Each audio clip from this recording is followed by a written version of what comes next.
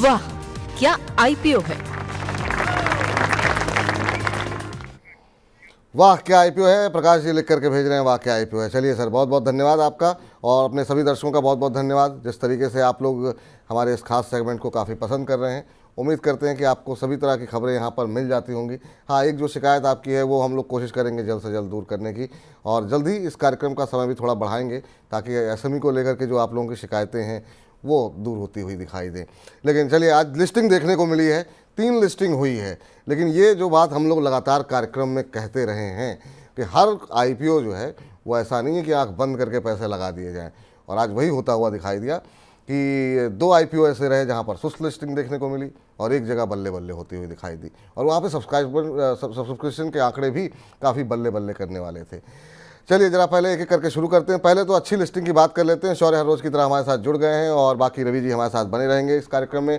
तमाम आपकी जो उलझलें हैं, सवाल हैं, आईपीओ से जुड़ा अब भी कोई सवाल अगर आपका है तो अब भेजिए, आपके प्रश्नों को अवश्य शामिल कर लिया जाएगा। तो शौर्य के पास चलते हैं। पहले शौर्य, उम्मीद थी जिस तरह के सब्सक्रिप्शन के आंकड़े देखने को मिल रहे थे, लेकिन लोगों को रिस्की लग रहा था, और मुझे याद है रवि जी ने कहा था कि नहीं, यहाँ पर जो है मुझे ये ठीक लग रहा है, और काफ़ी शानदार जो है लिस्टिंग देखने को मिली है। बताइए आंकड़े क्या कुछ कह रहे हैं। जी, आज लिस्टिंग में बिल्कुल कॉन्ट्रास्ट नजर आया है। एक बहुत अच्छी, बाकी 2 लिस्टिंग डिस्काउंट पे। तो जो अच्छी लिस्टिंग हुई है वो है मोतीसन ज्वेलर्स, वो 98% के प्रीमियम पर लिस्ट होती हुई नजर आई है। एनएसई पर 109 पर खुला था शेयर, और इशू प्राइस है इसका 55 रुपीज़ पर शेयर का, और कंपनी ने सब्सक्रिप्शन के टाइम 173 गुना सब्सक्राइब हुई थी, और इसने 151 करोड़ जुटाया है। पर यहाँ पे क्वेश्चन ये आता है कि अब क्या यहाँ पे खरीदारी करी जा सकती है या नहीं। और दूसरी बात, एक तरफ हमारे पास 2 ज्वेलरी कंपनी है, एक कल खुलेगी, उस पर 0 रुपये का जीएमपी मिल रहा है, यहाँ पर इतना ज़्यादा जीएमपी मिल रहा है। तो दोनों सेम सेक्टर की कंपनियां हैं, सिमिलर बिजनेस है, तो इतना ज़्यादा डिफरेंस कैसे नजर आ रहा है? ये महत्वपूर्ण सवाल है। हम लोगों ने, आपको याद होगा कि उस समय भी पूछा था कि लोग यहाँ पर पॉजिटिव लग रहे थे, जो जयपुर की कंपनी है वहाँ पर लोग कह रहे थे नहीं, तो कुछ लोगों का ये भी तर्क था कि वो थोड़ी सी महंगी लग रही है। लेकिन रवि जी कैसे देख रहे हैं आज की इस लिस्टिंग को? और हमारे एक दर्शक हैं, वो जानना ये चाह रहे हैं कि सर क्या मोतीसंस में अभी भी एंट्री करने की सलाह है? ऑलमोस्ट डबल हो गया है सर, और अब उसके बाद क्या संभावनाएं दिखाई दे रही हैं जिन लोगों से जो लोग चूक गए वो, और जिन्होंने अभी तक होल्ड करके रखा हुआ है, जिनको आईपीओ में अलॉट हुए थे? देखिए, सबसे बड़ी बात है कि जिनके पास आ गया है उनको अब थैंक यू करना चाहिए। दूसरा, फ्रेश बाय बिल्कुल नहीं करनी है, और इस स्टॉक से निकल जाइए, यही मेरा सिंपल सजेशन है। क्योंकि इस स्टॉक पे अपनी जो लिमिट है, या जो अपने एक तरीके से ये देखा जाए कि जो फंडामेंटल है उसकी ग्रोथ के हिसाब से जो है वो बहुत हाई लिस्टिंग है, और मुझे ऐसा लगता है कि अगर आपको गेन मिल रहा है तो अब वेट नहीं करना चाहिए सर, बिल्कुल बुक कर लीजिए प्रॉफिट, और दोबारा अभी खरीदारी करने की बिल्कुल राय नहीं है। इनफैक्ट अभी की छोड़िए, आगे 3 महीने तक भी खरीदारी करने की कोई राय नहीं है। तो मुझे लगता है प्रॉफिट बुक करिए। जो लोग सोच रहे हैं कि हमने मिस कर दिया, उन्होंने मिस नहीं किया, मौका है आपको, दोबारा दूसरे स्टॉक्स में लगाइए, इस स्टॉक से अब दूरी बनाकर रखिए।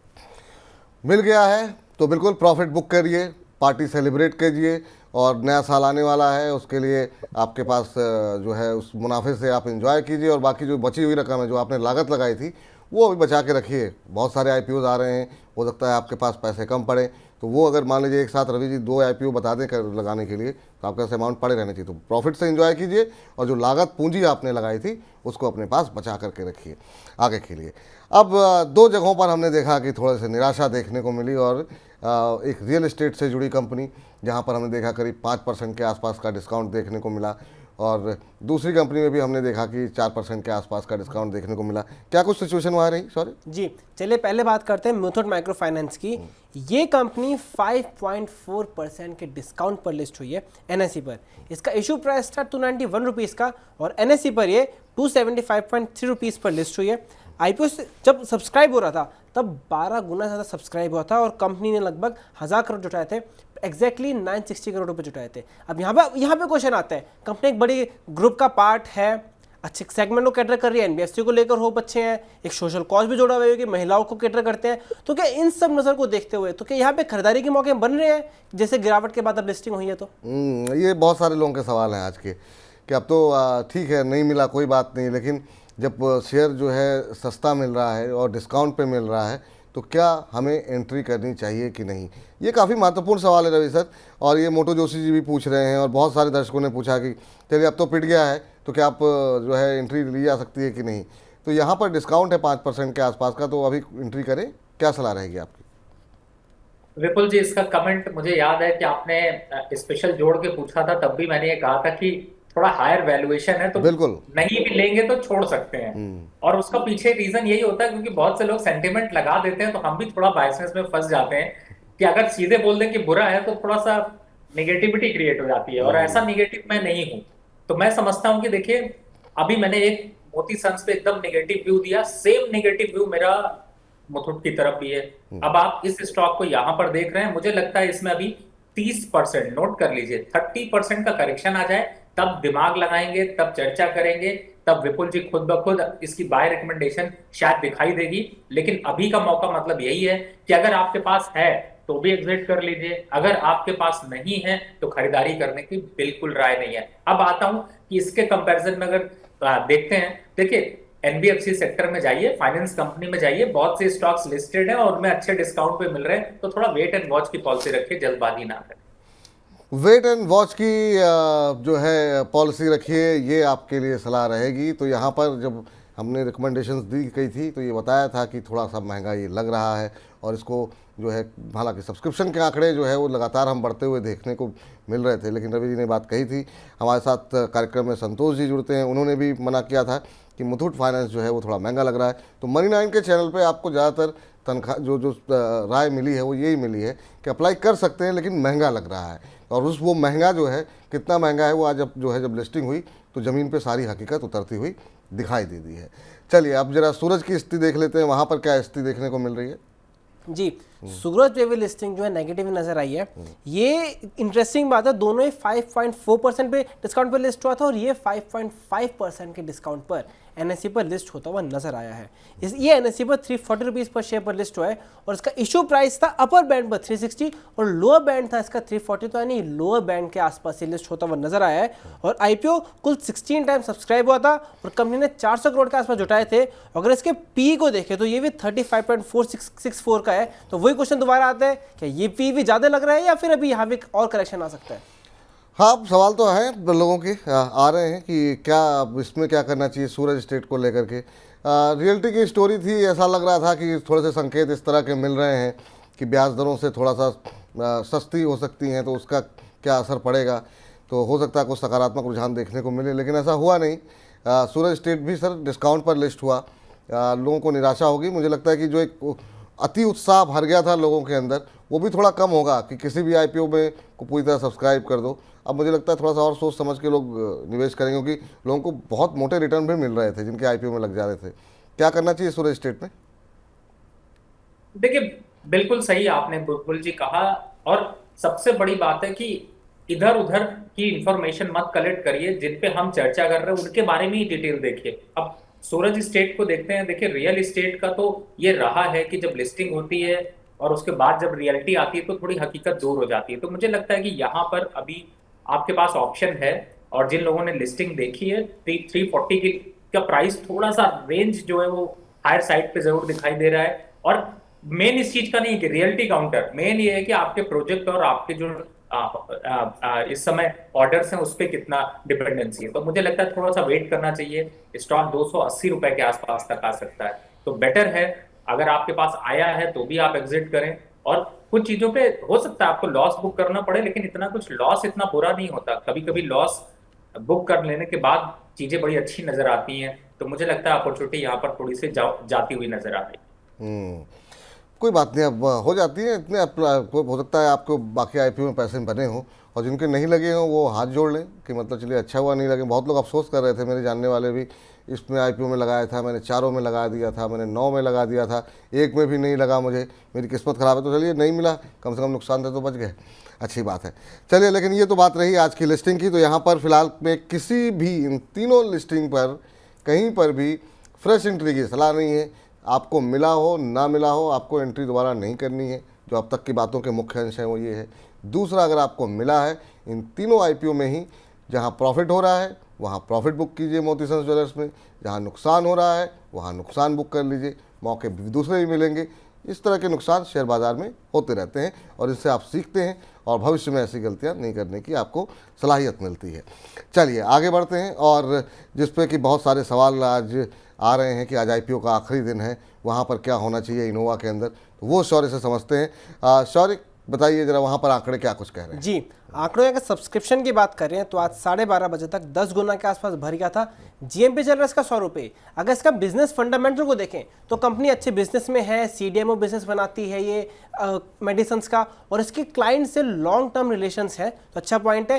रिस्क एक है, चाइना से इन्हें सब डिपेंड करना पड़ता है रॉ मटेरियल पर, थोड़ा कंपटीशन ज़्यादा है। लेकिन अगर हम फाइनेंशियल्स को देखें तो सर रवि सर हमेशा कहते हैं कि प्रॉफिट इनका 2 साल में डबल हुआ है, लेकिन जो इनकी बोरोइंग्स है वो 2-3 साल में 5 गुना ज़्यादा बढ़ती हुई नजर आई है।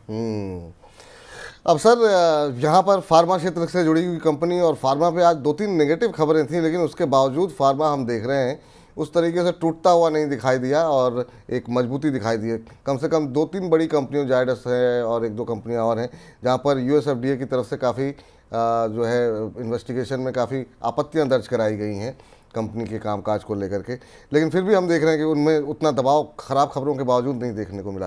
क्या फार्मा की स्टोरी हो सकती है? आप कैसे देख रहे हैं इस कंपनी को और आपकी राय क्या होगी? देखिए विपुल जी, कभी कभी बड़ी दुविधा खड़ी हो जाती है ऐसे जब सवाल आते हैं। अब देखिए, दुविधा इस बात की है कि मैं शौर्य के साथ जाना पसंद करूंगा, और शौर्य ने जो पॉइंट उठाए उसको मैं आप लोगों के ऊपर छोड़ता हूँ। वैसे मेरा जो खुद का निर्णय है वो है कि मैं सब्सक्राइब नहीं करूंगा। रीजन दे देता हूं, मेरा अपना पर्सनल व्यू है, मैं फिर से बोलता हूं क्यों। बिल्कुल, जी जी। देखिए यहाँ पर शौर्य ने बहुत अच्छी बात कही। 45 करोड़ की बोरोइंग बढ़ करके हो गई 441-42 करोड़, पहला। दूसरा, 2021 में कंपनी ने प्रॉफिट दिया था 34 करोड़ का, और 2023 में आते हैं तो प्रॉफिटेबिलिटी लगभग वहीं पे आ जाती है। कोई बहुत बड़ा रेशियो चेंज नहीं हुआ, मतलब 2 साल का इन्फ्लेशन का प्रॉफिट भी नहीं मिला, बोरोइंग भी इतनी बढ़ गई। तो सर कहीं ना कहीं से थोड़ा सा डाउट पैदा होता है। और मेन बोर्ड के आईपीओ, और एक जो सबसे इंपॉर्टेंट एक्सक्लूसिव पॉइंट बोल रहा हूं, मेन बोर्ड के आईपीओ का एनालिसिस डिफरेंट होता है और एसएमई बोर्ड के आईपीओ का एनालिसिस टोटली डिफरेंट होता है। तो दोनों के छलावों में मत फंसे, और दोनों का एनालिसिस अलग अलग होता है। तो मेरे हिसाब से अभी मेरी तरफ से हो सकता है लिस्टिंग, मैं समझता हूं कि लिस्टिंग में आपको प्राइस मिल सकता है, 2-3% का गेन भी मिल सकता है, लेकिन जब नंबर्स हिट कर रहे हो तो मैं अपना पैसा सोचूंगा छोड़ो यार, मैं कोई बात नहीं, मैं थोड़ा सा अवॉइड करता हूं। तो दिस इज द रीजन जिससे कि मैं कंफर्टेबल नहीं हूं। तो मैं अगर कंफर्टेबल नहीं हूं तो ये मेरा पैसा है, मैं नहीं डालूंगा। ठीक है, बिल्कुल अच्छी बात है। और बिल्कुल जब पैसे मेहनत के हों तो उसे अगर पूरी तरह खुद में ही कन्विंस ना हो पाए इंसान तो फिर पैसे नहीं लगाने चाहिए। तो अभी कोशिश करें कि अभी जो आगे आने वाले आईपीओस होंगे उस पर हम लोग नज़र डालेंगे और वहाँ पे आप लोग निवेश कर सकते हैं। अभी अगर आपने अप्लाई नहीं किया है तो मत कीजिए, रहने दीजिए अभी। सर एक सवाल हमारे एक दर्शक हैं, वो पूछ रहे हैं कि आज़ाद इंजीनियरिंग सर मेरे पास मुझे अलॉट हो गए हैं, तो आज़ाद इंजीनियरिंग में क्या मैं करें, क्या मैं उसे होल्ड करूं या फिर मैं 2 महीने तक होल्ड कर सकता हूं या फिर मैं लिस्टिंग गेन लेकर के निकल जाऊं। आज़ाद इंजीनियरिंग पे भी काफ़ी सकारात्मक रुझान देखने को मिला था और कंपनी भी एक अच्छे क्षेत्र में कामकाज कर रही है, जिस क्षेत्र में आजकल काफ़ी ज़्यादा हम देख रहे हैं कि सेकेंडरी मार्केट के अंदर तेज़ी है। आपकी राय क्या रहेगी आज़ाद इंजीनियरिंग? हालांकि जब लिस्टिंग होगी तो उस पर अलग से बात होगी, लेकिन अभी क्या करना चाहिए जिन लोगों को की लिस्टिंग होने वाली है? देखिए मुझे लगता है कि अगर लिस्टिंग गेन मिलता है तो एक बार बुक करना चाहिए। बहुत सिंपल है, क्योंकि जो पूरा का पूरा बिजनेस है, जो पूरा मैं समझने की कोशिश कर रहा हूँ, उसमें मुझे यही समझ में आ रहा है कि एक बार लिस्टिंग गेन जरूर मिलना चाहिए। एक्सपेक्टेशन तो यही है, लेकिन ये कि बहुत कंफर्टेबल नहीं लग रहा। लॉन्ग टर्म के लिए भी उतना अच्छा कुछ बहुत ज्यादा प्रोस्पेक्टिव नहीं दिख रहा। जो ऑलरेडी, देखिए मैं फिर से एक बार क्लियर कर दूं आप लोगों से, जब मैं कहता हूं लॉन्ग टर्म तो इसका मतलब है कि जो एग्जिस्टिंग कंपनीज हैं उनको कंपैरिजन में डाला जाता है। मतलब अगर 4 लिस्टेड कंपनीज ऑलरेडी ये 5वीं लिस्ट करा रही है, तो क्या वो चारों में कोई भविष्य नहीं है या फिर वो 5वीं का भविष्य ज्यादा अच्छा है? तो मुझे ऐसा लगता है कि उसके ऑप्शन में अगर जाता हूं तो मुझे लगता है लिस्टिंग गेन पे आप लोग को निकल जाना चाहिए, लिस्टिंग गेन लेकर के निकल जाना चाहिए। एक हमारे दर्शक हैं लियो ऑगस्टस, वो कह रहे हैं कि सर मोती संस में तो अब लोअर सर्किट लगा लिया है, क्या करना चाहिए? 103 रुपये 55 पैसे पे है अभी आज। अब ये तो समस्या हमने देखी है, फ्लेयर राइटिंग के अंदर भी हमने देखी थी, 60% का प्रीमियम देखने को मिला और उसके बाद से लोअर सर्किट लगा और वो 2-3 दिन तक परेशान किया लोगों को काफ़ी। तो जिनको मिल गया है शेयर उनके लिए तो चलो ठीक है, अभी भी प्रीमियम है ही आपके पास। तो देखा जाए तो अभी आप बने ही रह सकते हैं, जब मौका मिलेगा, क्योंकि आज तो बेच नहीं सकते, अब लोअर सर्किट लगा हुआ है। तो क्या सलाह रहेगी सर, ये जो लियो ऑगस्टस आपकी परेशानी है उसको कैसे दूर करेंगे आप? देखिए सर, सबसे पहले तो आपको तुरंत कल के लिए भी आप तैयारी करिए, पहली बेट डालिए। और दूसरा, आप लोगों के सामने मैं ये साफ साफ कहना चाहता हूं कि ये स्टॉक वापस से 50 रुपए भी आ सकता है। तो ये मत सोचिए कि 10% गिरा है तो मैं अब छोड़ दूं, कल फिर से बढ़ेगा। बढ़ने के चांसेस बिल्कुल नहीं दिखाई दे रहे, बहुत मैनिपुलेटिव मूवमेंट दिखाई दे रहा है। तो फायदा उठाइए और एक बार को रिटेल इन्वेस्टर से रिक्वेस्ट है, आप लोग निकलिए। चलिए, तो रिटेल इन्वेस्टर से निवेदन है कि आप लोग यहाँ पर निकल जाइए जो लोगों के पास है। तो देखिए, जो मनबोध जी का प्रश्न था इनोवा कैप टैप को लेकर के, उसमें आंसर है कि नहीं करना है। अभी कन्विक्शन नहीं लग रहा है, रहने दीजिए। हो सकता है प्रॉफिट आपको मिल भी जाए, लेकिन कन्विक्शन नहीं बन रहा है। दूसरा जो है, आज़ाद इंजीनियरिंग में अप्लाई किया है, अगर आपने अप्लाई किया है आपको मिल रहा है, वेट मत कीजिए, लिस्टिंग गेन मिल रहा है, निकल जाइए। अब आप देखिए आज क्या हुआ, फ्लेयर राइटिंग में क्या हुआ। तो ऐसी स्थिति से बचने के लिए जब बाज़ार ठीक चल रहा हो तो अपना एग्जिट लेकर के अपना प्रॉफिट घर पे रखिए, दूसरी जगह फिर ट्राई करिएगा। और हमारे पास मोती सन्स को लेकर के हमने बता दिया कि क्या आपकी स्ट्रेटजी होनी चाहिए। तो जो सवाल हमारे पास थे और जो आईपीओ खुला हुआ है उस पर आपको राय मिल चुकी है। अब सर 2-3 टिप्पणियाँ आई हुई हैं, मैं चाहूँगा कि एसएमई को लेकर के शौर्य के पास ना जा करके मैं ऐसे ही 1-2 सवाल पूछ लेता हूँ जो हमारे दर्शकों ने भेजे हुए हैं, अगर आपने ट्रैक किए हों। कि कह रहे हैं सर, एसएमई आईपीओ में ट्राइडेंट टेक लैब और सुप्रीम पावर में अगर मुझे तुलना करनी हो तो कौन सा आईपीओ सही रहेगा।